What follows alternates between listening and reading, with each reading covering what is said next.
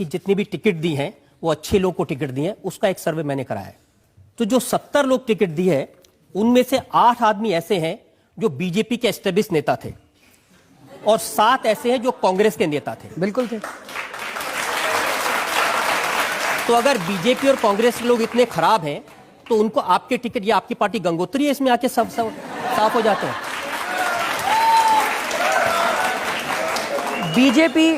BJP एक mafia है, उसको माफिया चला रहा है। कांग्रेस भी एक माफिया है, उसको भी माफिया चला रहा है।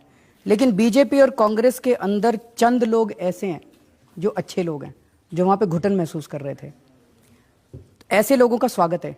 मैंने तो 2 अक्टूबर को जब हमारी पार्टी बनी थी तब भी मैंने ऐलान करा था कि इस देश के सारे अच्छे लोगों को इकट्ठा होने की जरूरत है। जहां भी कोई काम ऐसे एक दो अच्छे लोगों से मिलवा दूं मैं आपको। सर 1 मिनट तो आप सुन लीजिए जिनको आपने। मैं 2 मिनट तो मेरे को बात नहीं करने दे रहे। अरे आप ही को तो बात करने ही दे रहे हो अब तक। बीजेपी और कांग्रेस के अंदर जब भी कोई आदमी आता है बीजेपी या कांग्रेस या किसी और भी पार्टी का और हमारी पार्टी में आना की टिकट लेना चाहता है, मैंने जैसे बताया कि हम एक एक आदमी की जांच करा रहे हैं। जब कोई दूसरी पार्टी छोड़ के आता है तो उसकी 3 गुना जांच कराते हैं हम लोग। जिनकी आपने 3 गुना जांच कराई उनकी थोड़ी जांच मैंने भी कराई। हाँ बता दीजिए। उत्तम नगर विधानसभा से आपने टिकट दी है देशराज राघव को। इनको माना जाता है राशन माफिया।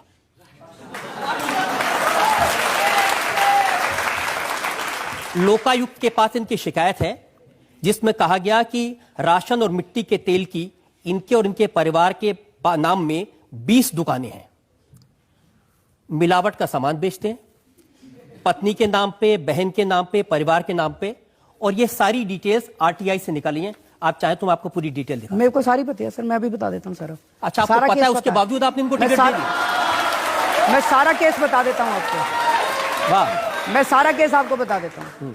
इसके अलावा भी कोई और है? नहीं, बहुत है। अभी तो शुरुआत है। रवींद्र जी क्या बात कर रहे हैं आप? ठीक है। देशराज राघव अचल शर्मा के खिलाफ पिछली बार इंडिपेंडेंट काउंसलर का चुनाव लड़े थे। अचल शर्मा बीजेपी का आदमी है उत्तम नगर से। अचल शर्मा बुरी तरह से हार गया। मैं अचल शर्मा की नहीं पूछ रहा, माफिया तो ये है जिनको आपने टिकट दिया है। बात तो बता दूं आपको पूरी। अब मेरे को पूरा करने देंगे, बीच में काटेंगे नहीं? नहीं, बिल्कुल काटूंगा। अगर आप, मैं पूछ रहा हूं कि क्या इनके खिलाफ लोकायुक्त के पास शिकायत है कि नहीं है? सर मेरे को जवाब देना पड़ेगा। अगर आप मेरे को जवाब देने देंगे तब तो मैं जवाब। आप जवाब दे ही नहीं रहे, आप तो दूसरे बात के बारे में बात कर रहे हैं। तो फिर ऐसे तो काम नहीं चल सकता। ऐसे ही काम चलेगा? आपकी मर्जी। जब राजनीति में आए तो ऐसे सख्त सवालों के जवाब देने पड़ेंगे। मैं जवाब देने अब आप बच नहीं सकते इन चीजों से। तो बता तो रहा हूं मैं। अगर आप बेईमान आदमी को टिकट देंगे तो सवाल तो पूछे जाएंगे आपसे। तो आप जवाब ही नहीं देने दे रहे, आप सवाल ही पूछ रहे हैं। आप जवाब नहीं दे रहे हैं ना। चलिए अब बोलूं मैं? बोलिए। मेरे को बात पूरी करनी पड़ेगी बिकॉज वो बात पूरी। आप बात बोल नहीं रहे, बार बार घुमा रहे हैं। आप बार बार कह रहे हैं मुझे बोल नहीं दे रहे, लेकिन बोल नहीं रहे। मैं तो चुप हूं, बोलिए। अचल शर्मा को इन्होंने पिछली बार हराया था। आप अचल शर्मा के पीछे पड़े आप? सर ये अचल शर्मा की कंप्लेंट है, ये अचल शर्मा की कंप्लेंट है। मैं आपसे पूछ रहा हूं कि देशराज राघव। सर ये नहीं है उनके दुकान, एक भी दुकान देशराज राघव के सामने अगर आप साबित कर दें हम अपनी पार्टी बंद कर देंगे। नहीं, ये प्रूफ है। ये आरटीआई से इंफॉर्मेशन आई है। ये प्रूफ है।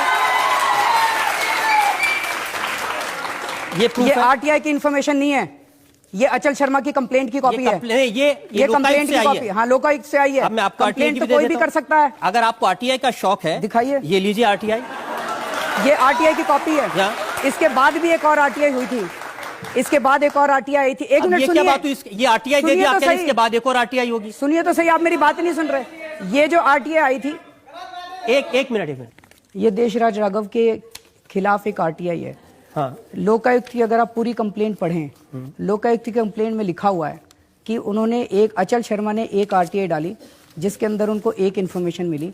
उसके बाद उन्होंने दूसरी आरटीआई डाली जिसमें डिपार्टमेंट ने ये कबूल किया कि हमने जो पिछली आरटीआई का जवाब दिया था वो गलत था और देशराज राघव के नाम पे एक भी दुकान नहीं है। देखिए, आपके समर्थक के बारे में इल्जाम लगे तो आप एक आरटीआई, दूसरी आरटीआई, लोकायुक्त ये सब करने लगते हैं। किसी दूसरे के बारे में इल्जाम लगे, सबूत हो ना हो, आप इल्जाम लगा देते हैं। सर मैं जिस देशराज यादव की एक इंटरेस्टिंग बात बता देता हूं, ये तो छोड़ दीजिए। चलिए, आप कह रहे हैं पहली आरटीआई, दूसरी आरटीआई। इनके पिताजी की डेथ हुए 4.5 साल हो गए। ये मेरे पास बैंक के रिकॉर्ड है, उनकी पेंशन अभी भी उनके नाम में आ रही है। सर इन्होंने देशराज राघव ने बैंक को और डिपार्टमेंट को उसी टाइम लिख दिया था। अगर आप मेरे को बताते। इतने दूध के धुले कि बैंक को कह दिया पिताजी के पेंशन मत देना, मरे हुए 4.5 साल हो गए। कह दिया था सर। क्या बात कर रहे हैं? मैं आपको चिट्ठी की कॉपी दिखा देता हूं। मैं आपको चिट्ठी की कॉपी दिखा देता हूं। बैंक की कॉपी है। अभी हाल ही इसमें में से- बैंक में जमा हुए पैसे। हाँ तो सर इसमें से उन्होंने 4 साल पहले जब उनके पिताजी की डेथ हुई थी, उन्होंने जो चिट्ठी लिखी थी बैंक को, वो चिट्ठी की कॉपी अगर आप मेरे को पहले बताते, मैं वो सारे सबूत लेके आ जाता आपके पास। आप पहले आदमी जो मुझे कह रहा है आपकी अदालत में आया तो मुझे पहले बता देता क्या करना है। तो सर अगर आप ये डॉक्यूमेंट्स दिखा रहे थे, ये तो वन साइडेड डॉक्यूमेंट्स है ना, ये तो वन साइडेड डॉक्यूमेंट्स आपने भी मैं आपको काउंटर देने के लिए तैयार हूं। जब लोगों पर इल्जाम लगाए हैं ना तो वन साइडेड डॉक्यूमेंट पर लगाए हैं। हाँ तो सर आप तो उसके बाद आप जब प्रेस कॉन्फ्रेंस करते हैं जिसके खिलाफ में, उसको पहले बता देते हैं मैं आपके खिलाफ ये बोलने वाला हूं, जवाब लेके आ जाओ। ऐसा तो नहीं हो सकता। नहीं तो ठीक है भाई, अब तो जनता तय करेगी। देखिए मैं आपको और दीजिए। एग्जांपल बताता हूं। करोल बाग से आपने विशेष रवि को टिकट दिया है, उनके भाई चकित रवि अभी 26 अगस्त को किडनैपिंग के इल्जाम में पकड़े गए जेल में। ऐसे आपके उम्मीदवार हैं। हरीश अवस्थी, विनोद कुमार, बड़ी लंबी लिस्ट है ऐसे उम्मीदवार।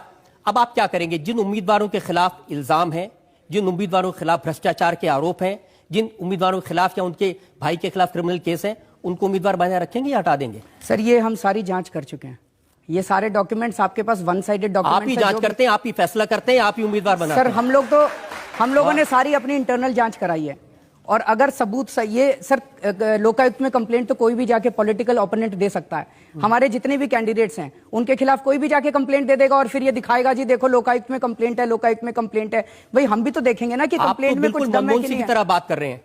मनमोहन सिंह तो बोलते ही नहीं है, मैं तो बहुत बोल रहा हूं। ये लोग कंप्लेंट कर देते हैं, मुझे क्या पता इसमें क्या है। मैं थोड़ी कह रहा हूं मुझे क्या पता, मुझे पता है, मैं सारे जवाब तो दे रहा हूं आपको। आप सुन ही नहीं रहे जवाब। कहां जवाब दे रहे हैं आप? अब मैं सारे जवाब तो दे आज रहा ये हूं। पहली बार ऐसा लग रहा है अरविंद केजरीवाल के पास जवाब नहीं है। आप जो मर्जी कह लीजिए कि हाँ ठीक है मेरे पास जवाब नहीं।